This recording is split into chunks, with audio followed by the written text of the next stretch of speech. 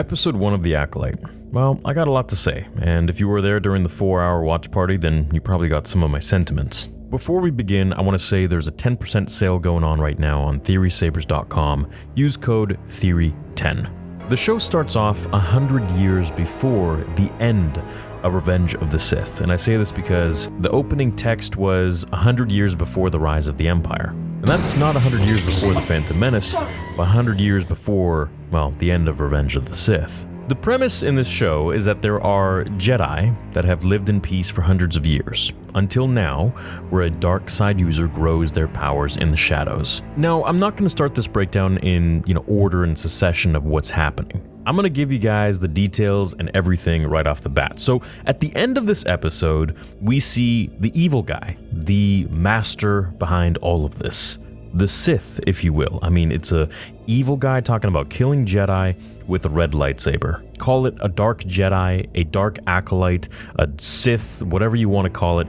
It ain't a good guy. So keep that in mind as we continue the breakdown. The show begins with May. This is the evil twin, hell-bent on killing 4 Jedi Masters on some crusade for reasons that we're not too privy about yet. She enters a village, gets into a bar, challenges Carrie Ann Moss to the death, who I was hoping was going to stay around for a little longer, gets bested by the Jedi Master until she starts throwing metal daggers, and then finally throwing one last dagger at the barkeep, to which Jedi Trinity, I like to call her, saves the day by stopping it, but leaving her guard down to die by a dagger. Now look, I don't want to nitpick, but I was surprised to learn that daggers are a little more lethal than lightsabers after the Kenobi show and how Anakin's lightsaber went right through Reva's chest, which wasn't effective. And then again, Vader's lightsaber going through adult Reva and being ineffective. I don't know if that's a testament to lightsabers or to Reva's absolute OP power levels, but I guess we'll find out someday. We see May's light side twin, Osha, who wakes up on a ship when her buddy brags about the wild night that he and the crewmates had on Nar Shaddaa. Now, a bit of a backstory, Nar Shaddaa is just kind of like Star Wars Vegas. There isn't much law, you can kind of do anything you want, it's a crime world ran by the Hutts, and there's just a lot of scum and villainy there. We see Nemoidians enter the ship, and they no longer have their Asian accent that George Lucas had them with all throughout the prequel trilogy. Maybe these guys have a dialect, maybe they come from a different part of the galaxy. I don't know. Now, the thing that's making the rounds on the internet is that there's fire in space. Well, there was also fire in Episode 1, The Phantom Menace, when R2 saved the day at the beginning of the film. However, I like to think that more of a suspension of disbelief, and this one's more of like a let's kind of use the fire to do something here.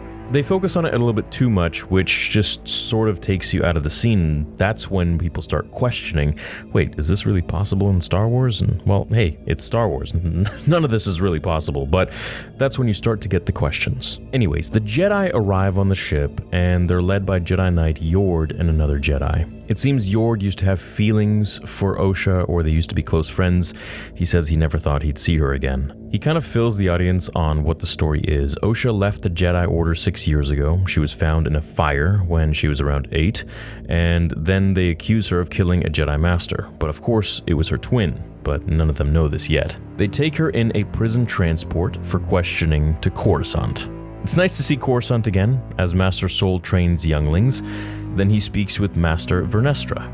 The backstory is that Sol saved Osha and saved her from a fire on her home on Brendok as a kid. He doesn't believe that she killed the Jedi Master Trinity. They decide to keep this possibility hush-hush, as if it were to leak, their political enemies could use it against them.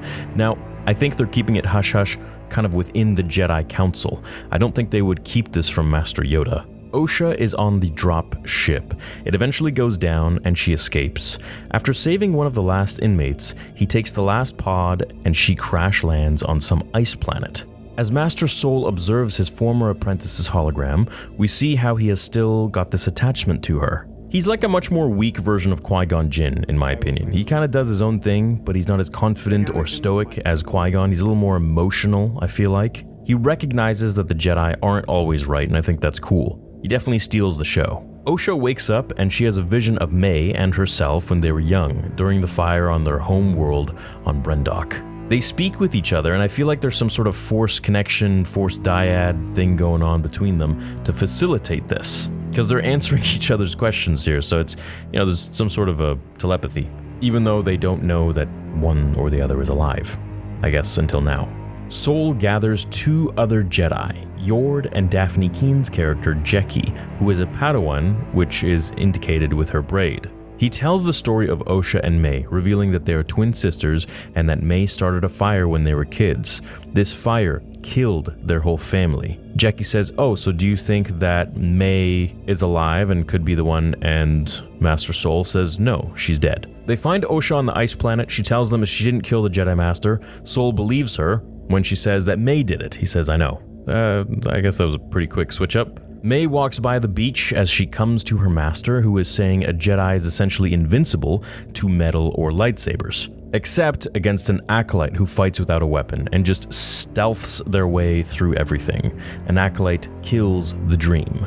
So obviously, an Acolyte doesn't need a weapon because they need to stay stealthy and under the radar, and a lightsaber is anything but that. I'd also imagine that not using a lightsaber or any sort of weapon is kind of like passing a test. It's like a rite of passage. You do this, you kill those Jedi Masters without any sort of weapon, and you will probably become a Sith or something. Overall, I thought it was pretty basic, pretty meh. The writing, in my opinion, wasn't really all that interesting. I'm not invested in the characters just yet, and I'm not saying I won't be.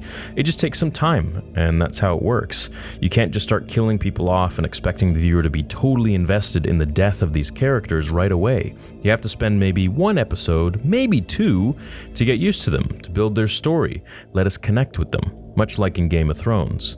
Then in episode 3 or 4 or something, then start dropping them like flies, and everything just takes off super fast because of the exposition from the first 2 episodes. Alright, the Acolyte episode 2 breakdown and my thoughts. Well, as we enter the Jedi Temple on Oliga, May infiltrates very easily, I should add, as she finds Master Torbin, who hasn't spoken to anyone in 10 years, as he sits there and meditates in midair.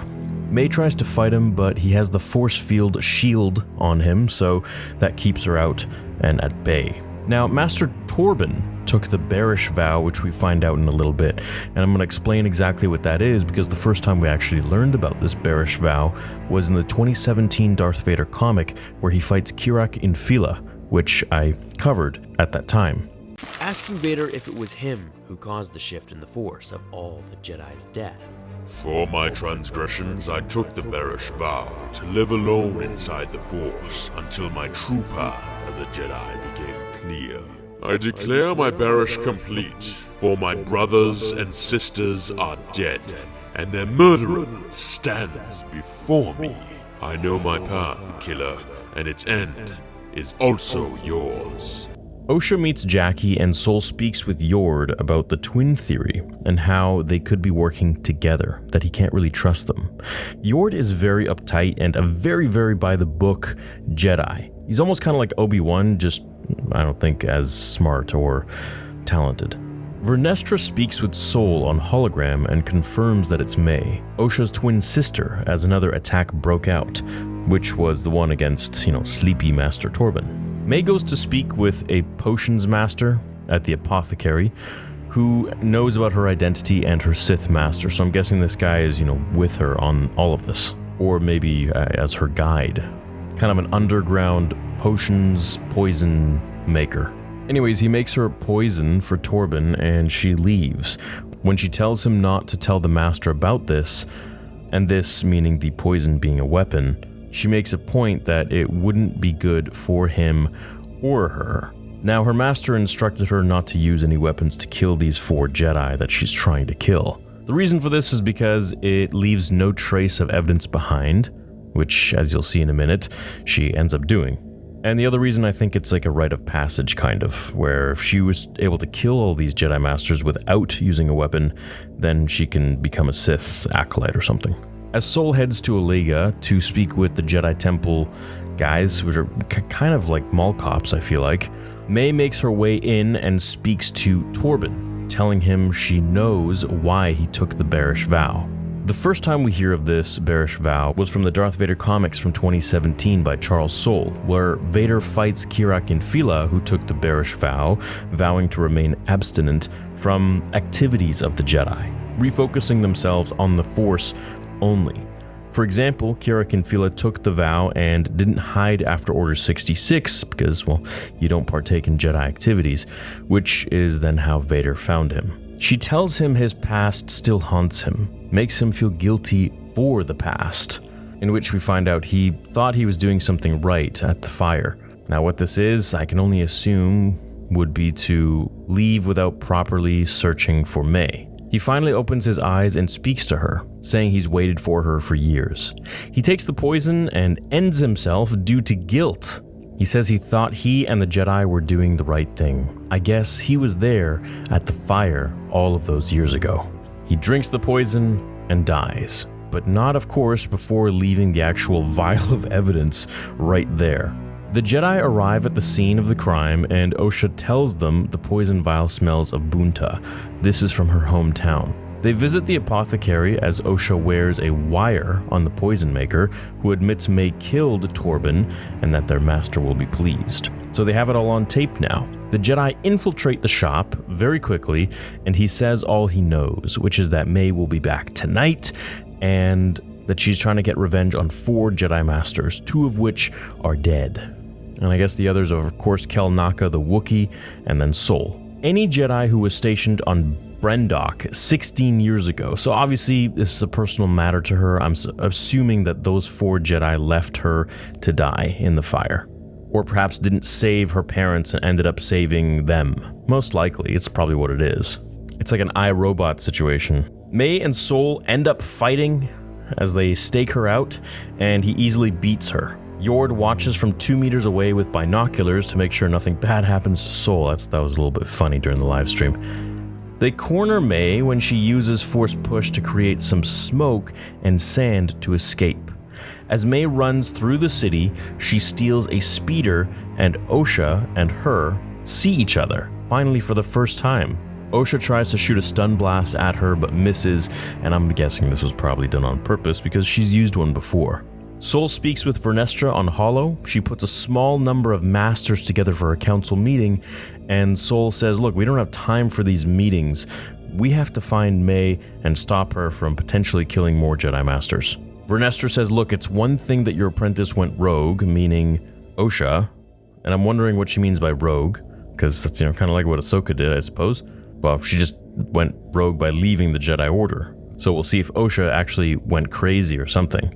And then Vernestra says it's another thing that an outsider is killing Jedi, so we need to have this meeting. So maybe now we're going to get to see a bit of the Jedi Council. She said it's not the whole council, but just a few of them. And I'm wondering if Yoda is going to be in this meeting at all, or if he's going to be mentioned. I feel like something like this would definitely be brought to Yoda's attention. As May meets with who I call Snape, the potions master, she's informed of Kel Naka's whereabouts on Kofar. It kind of sounds like Kashyyyk. So, Wookiees live in forest planets, dense forest planets, which is the next scene that we see. We jump to the forest planet of Kofar as we see Kel Naka take out some hunters, pulling their blaster to him with the Force. It's always fun to see a Wookiee Jedi. The last time we saw this was an animated form in the Clone Wars with Gungi, or I guess now in the Bad Batch. Overall, second episode was not as fulfilling as the first, and that's really not saying too much in my opinion. But hey, if you liked the first 2 episodes, kudos to you. I think it's a bit of a boring story. I think we should have been much more entranced and gotten used to the main Jedi characters for like an episode or 2, and then start killing them off once we're invested in them. I think that would make the deaths much more meaningful and impactful and exciting. I'm sure I'm going to have a lot more to say, but this is essentially the breakdown.